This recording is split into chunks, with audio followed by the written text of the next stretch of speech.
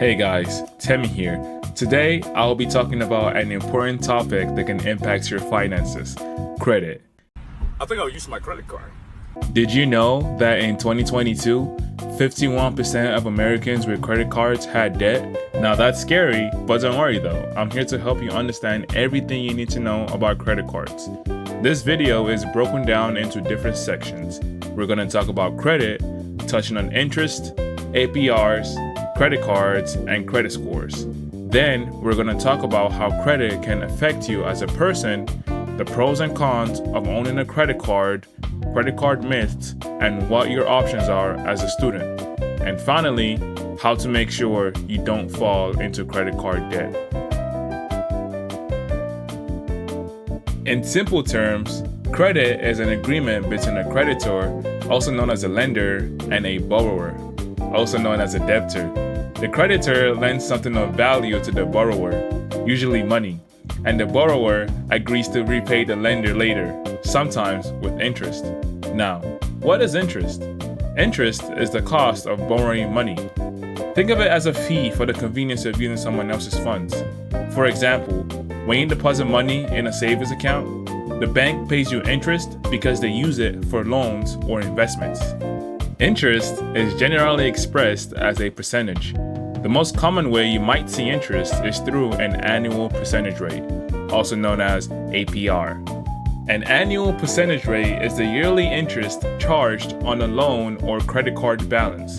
For example, if you borrow $1,000 at an APR of 30%, you owe $1,300 at the end of the year if no payments are made.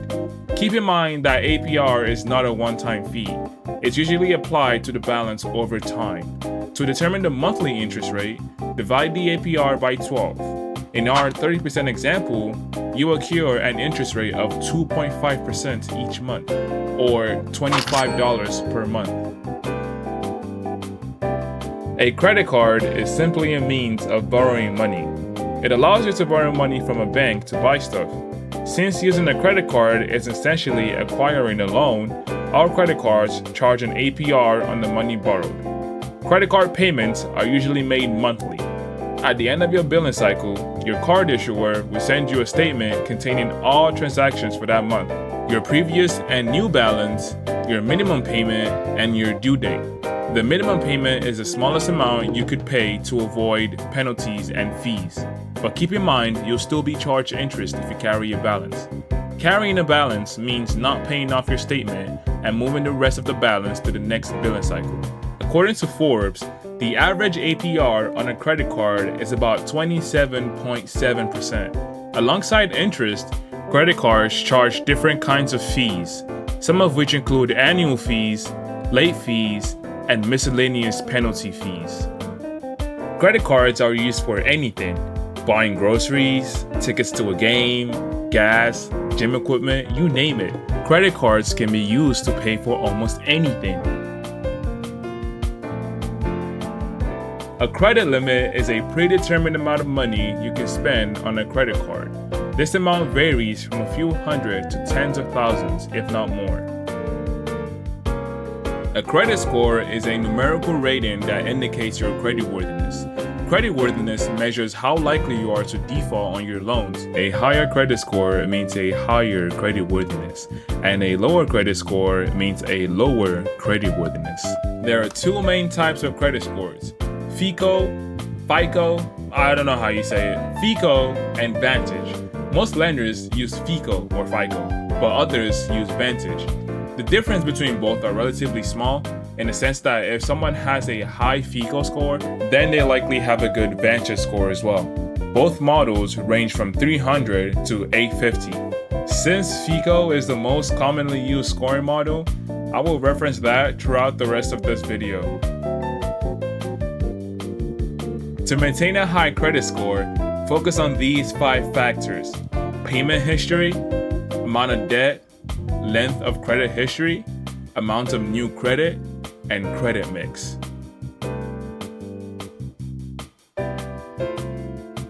If you pay your bills on time, your credit score will increase. Late or no payments can significantly lower your score. This is sometimes referred to as credit utilization. The more you owe on your credit card, the more likely your score is going to drop unless your total utilization is under a specific threshold of your total credit limit. For example, suppose you have a $500 credit limit and spend $450 in a month. In that case, your total credit utilization is 90%, which has a chance to affect your credit score. It is advisable to keep your utilization on or under 30%. So in our $500 credit limit example, to meet the 30% rule, we can only spend $150. If you have bills that make you go over the threshold, then don't worry. As long as you keep making on-time payments, you can request a credit limit increase down the line, which will bring your overall utilization down, increasing your score. FICO considers how long your credit accounts have been established, including the age of your oldest account, the age of your newest account, and the average age of all your accounts. Basically, the longer your credit history, the better your score might be. FICO also considers how many new credit accounts you've opened recently. Whenever you apply for a credit card or a loan, lenders usually do what's called a credit inquiry, which is when financial institutions request your credit report from a credit bureau to approve you for the loan or credit card. There are two types of credit inquiries: hard inquiries and soft inquiries. Hard inquiries are used by financial institutions to get a complete view of your credit history, and these usually impact your credit score. Soft credit inquiries typically don't affect your score. Whenever you apply for a new credit card, a hard inquiry is made on your credit report, and it usually stays there for 2 years. Apply for multiple cards within a short period, and you have multiple inquiries on your report impacting your score. It is better to space out your credit card applications so your score doesn't take a severe hit.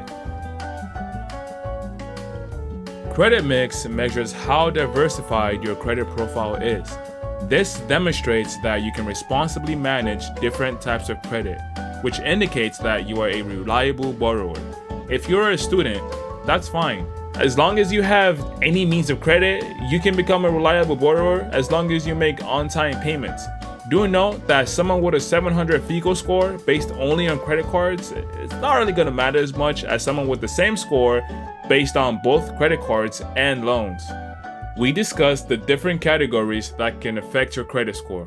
Remember that this is for the FICO model. The Vantage model has slightly different percentages. To be in the best position to make your credit score go up, what you need to do is make on-time payments, ensure your utilization is below 30%, keep your oldest credit card account open to increase your credit history, space out credit card applications to reduce the impact of inquiries, and make sure you have a good mix of credit. So the last part doesn't really matter as much if you're a student, unless you have student loans. Still, it's good to know that the more diversified your credit is, the more you establish yourself as a responsible borrower, as long as you keep making on-time payments.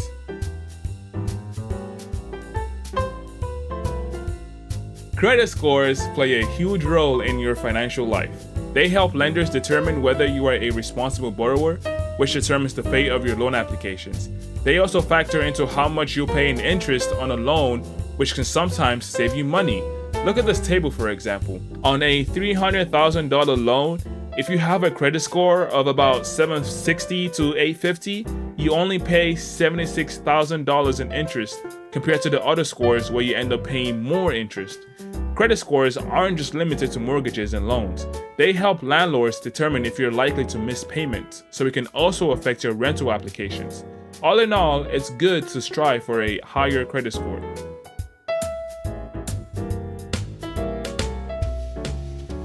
So, credit cards are a convenient way of making purchases. They also protect consumers. This means that if you bought something that turned out to be fraudulent, you can dispute the charge with your credit card company and might be reimbursed for it. Also, suppose your credit card gets stolen and charges are made on it. In that case, you're not liable for taking responsibility for paying that off, compared to if, say, your debit card was stolen. Credit card companies also offer rewards. Since this is an introductory video, I'm not going to go too deep, but some credit card companies offer cashback deals, which is when you spend money on a product and get a percentage of that money back. Usually it's tied to a specific category and rates are typically in the 3% to 5% range. But most credit cards offer a 1% cashback deal on all purchases, which basically means you're getting a 1% discount on every single item you purchase using that card. And the last one is credit cards help you build your credit. One of the cons of having a credit card is you usually risk overspending on your credit card. Since you're not spending your money directly, it's sometimes easy to go over budget because no barrier can stop you from going over, like an overdraft or something. This can result in you carrying a balance as you might not be able to pay what you spent. Another con is that it's very easy to enter credit card debt. Remember, it's not your money that you're spending when you use a credit card. So seeing your bank balance stay relatively the same while using your credit card can give you a false sense of security. You will always have to pay back whatever you spend on your credit card, no matter how little the amount. And if you're not careful, you may end up paying back with interest. Sometimes the amount might be more than the amount you have in your bank account, which leads to debt. And this debt keeps compounding in interest. So for example, if you owe $100 this month on a 30% APR card, you will end up with $102.50 next month, and then $105 the following month. And in a year of no payments, you will be $130 in debt. $100 is a pretty small number. The reality is that most Americans are thousands of dollars in debt, and this debt keeps compounding over time. Another con is if you're not careful and fall behind on payments, credit cards have the potential to damage your credit score and borrowing power. And the last con is dependent on which card you get, because some credit cards have you pay annual fees, and these are usually reserved for the elite and exclusive cards, not the student ones, so you shouldn't have to worry about that. You can get a late fee charged to your account if you fall behind on payments, but you can usually try calling the company to waive the fee if you have a previous record of on-time payments. Now, there's not really a con with having a credit card. If you have reasonable utilization and make on-time payments, you shouldn't have a problem. Your credit score will only go up. There are some myths surrounding credit cards. Some people think that credit is this boogeyman that you should avoid at all costs, but that couldn't be far from the truth. The truth is that not all debt is bad if it's managed well. I'm gonna go through some of these myths and debunk them.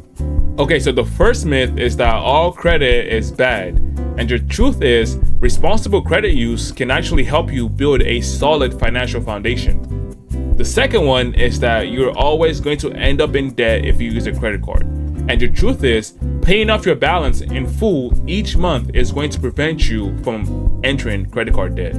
And the last one is carrying a balance every month helps your score.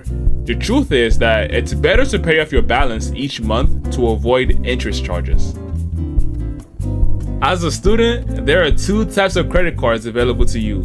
One is called a secured card and the other is called an unsecured card. Most students don't have a credit history when applying for their first credit card. So what most credit card companies do when you apply for a credit card is make you put down a deposit. That deposit becomes your credit limit if your application gets approved. That way, banks don't have to worry about losing anything because it's technically your money that you're spending. This is called a secured card. After some time, the banks will return your deposit and give you a new credit card with a new credit limit, usually higher than the one you had before. An unsecured card is different. When you apply for a credit card, sometimes you don't have to make a deposit. The credit limit for both cards will be low initially. It will range from about $300 to $500, but that should be plenty enough for a student. Secured cards are easier to get than unsecured cards. A secured card is the best option for a student because your money is technically used as your credit limit. The thought of getting the deposit back, which usually happens after some time, will make sure students use their credit cards responsibly.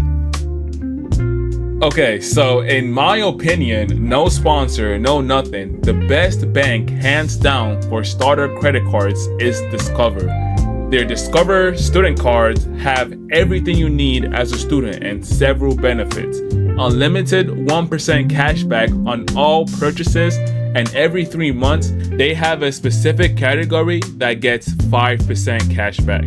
You don't need a credit history as this card is made specifically for students, so your approval odds are much higher than other cards. They also have other benefits, such as their free credit inquiry alert, which notifies you whenever someone makes an inquiry into your credit report, which comes in handy sometimes. And the icing on the cake is that they match your cash back for the first year. So if you get $100 in cash back after using your card for the first year, Discover will give you an additional $100, which is pretty cool. Other student cards include the Capital One Saver One student card and Capital One Quicksilver student cash rewards card. Just apply to a bunch of student cards and see what you get approved for. And finally, the last topic that we're going to be talking about. To prevent falling into credit card debt, make sure you don't overspend on your credit card and try as much as possible to pay off your balance in full every month to avoid fees that will add to your balance. Treat your credit card like it's your debit card. Every single purchase you make will have to be paid back because it's not free money. Budgeting goes a long way, so you know exactly how much to spend so you can make on-time, full balance payments. Well, that's it guys. I will leave links to the sources I used for this video essay. Feel free to check them out so you can better understand credit cards and credit. I will post another video soon, so you can leave a comment and let me know what topic you would like me to cover next. Thank you for watching, and I'll see you later.